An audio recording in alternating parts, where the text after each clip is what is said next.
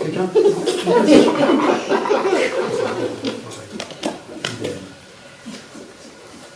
Bon, nous n'avons jamais manqué de bouquins à la maison. Une des grandes phrases de Speer était « T'as 5 minutes, tu bouquines !» Il faut croire qu'il en avait rarement 5, car j'ai peu de souvenirs avec lui, de lui avec un ouvrage entre les mains. En vacances, il en emmenait un qui finissait péniblement. Par contre, la mère dévorait des tomes et des tomes et des tomes et des tomes. Ah, très vite, j'ai commencé à les lui emprunter. Bon, c'était clairement des publications pour adultes et j'ai eu le plaisir de découvrir des thèmes hilarants comme le cancer, l'esclavage, les enfants de la DAS, etc., etc. Des trucs qui me racontaient combien la vie était belle et juste, de mon éternel optimisme. Bon, Damy me faisait écouter des musiques qui ne passaient pas sur les radios à la mode. Hein. C'était du punk, du new wave, du hard rock. Fallait voir comme Damy était un rebelle à l'adolescence, habillé tout en noir des pieds à la tête, les cheveux en pétard à la Robert Smith et des boucles d'oreilles. Contrairement à Damy, Samy était ce qu'on appelait à l'époque un minet. Un ado qui essayait tant bien que mal de suivre la mode avec le budget que ses parents voulaient bien lui accorder. Le petit pull sur les épaules. Le petit polo. Les pantalons à passe. Les chaussettes à losange. Eh, que ceux qui ne veulent pas me croire montrent des photos, j'en ai. Hein. Samy était aussi très mûr physiquement pour son âge. Ce qui fit de lui un sacré séducteur.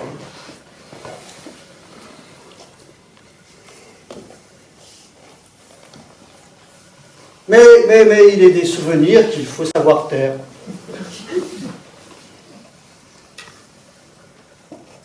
Avec Blandy,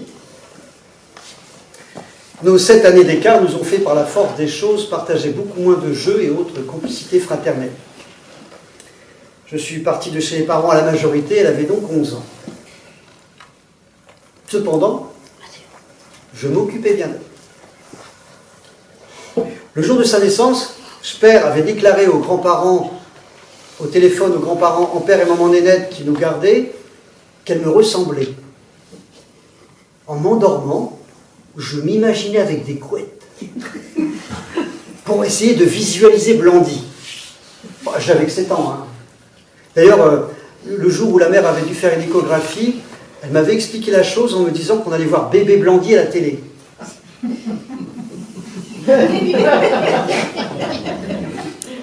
J'ai passé l'après-midi devant l'appareil du salon, mais l'écran est resté obstinément noir avec de la neige dessus. Non, c'était à l'époque bénie où la TV ne passait pas de programme 24 heures sur 24. Et j'ai même servi de télécommande pour mes grands frères. Dans les années, il fallait appuyer sur le bouton du poste pour changer de chaîne. Benji, va changer de chaîne! Pas besoin de préciser laquelle, il y en avait que 2. Puis 3. Enfin bon, c'était à l'ère des cavernes, hein. C'était un télévisorus. Bon, donc je m'occupais bien de la petite sœur. J'en veux pour preuve les albums photos familiaux où on peut trouver souvent la petite Blandy dans les bras de son grand frère Benji. Blandy au biberon, Blandy à la plage, Blandy repas du dimanche. Enfin, de toute façon, Blandy était et est toujours ma petite sœur préférée.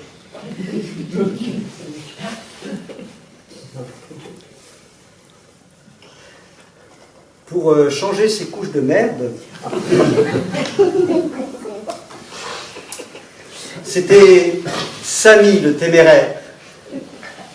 Mais inexorablement, j'avais le droit à Benji, viens m'aider. Elle devait avoir 2 ans, pas plus, quand par une énorme injustice, elle s'était retournée contre moi. avec sa petite chaussure enfilée sur son petit pied. De colère, elle m'avait donné un coup au tibia. C'était douloureux. En bon grand frère, je lui avais administré une petite claque sur la joue pour lui dire « L'infâme, le monstrueux Damy, témoin de la scène, plein de bon sens, m'avait suggéré de frapper plus fort. »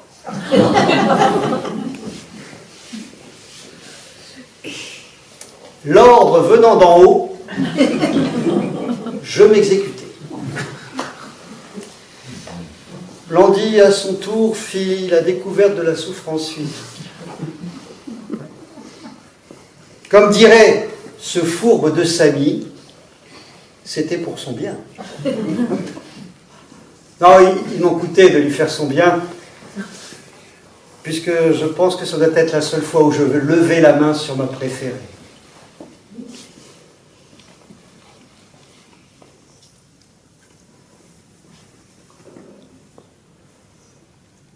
En la remontant, l'horloge de Pépé Condy, un peu comme mon moral, avait craqué. Je connaissais ce symptôme, l'attache du ressort avait craqué, avait lâché. J'avais été bon pour la conduire chez le médecin des pendules. Vivant à Paris et déplacer l'héritage Condy est toujours très délicat. Je glissais donc l'objet dans un sac à dos qu'on aurait dit fait exprès, enfourchais un Vélib et en route vers le 17e. Je détachais le balancier, mais ne pouvais pas empêcher le cognement des lamelles métalliques musicales, les unes contre les autres, sonnant dans mon dos. C'était un joyeux boucan. Cela faisait déjà plusieurs jours qu'elle s'était arrêtée. Je n'y faisais plus attention, mais sans son tic-tac, mon appart donnait l'impression d'être mort. L'habitude de jeter un regard dans sa direction pour lire l'heure et de la voir ainsi immobile y était aussi pour quelque chose. J'avais pris mon courage et mon compte en banque à deux mains pour l'amener chez son médecin traitant. Celui-ci, après l'avoir averti de son statut, me dit fort à propos qu'à l'inverse du corps médical, lui pouvait se planter et recommencer. Nous avons même parlé de la certitude qu'elle me survive. Au cas où, soyez gentils, n'essayez pas de me réparer.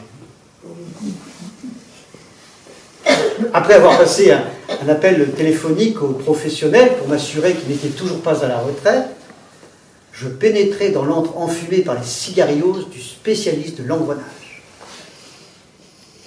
Content sur l'amnésie depuis les 2 ans de ma dernière visite, je lui posais à nouveau la même question au cas où le temps le ferait démentir.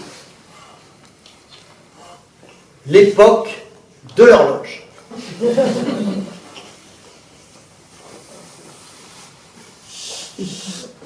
N'en déplaise à Pépé Condy,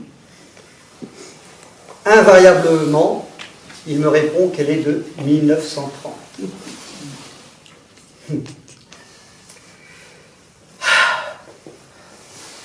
Il va falloir patienter encore un peu avant de fêter le centenaire de Tata Carillon,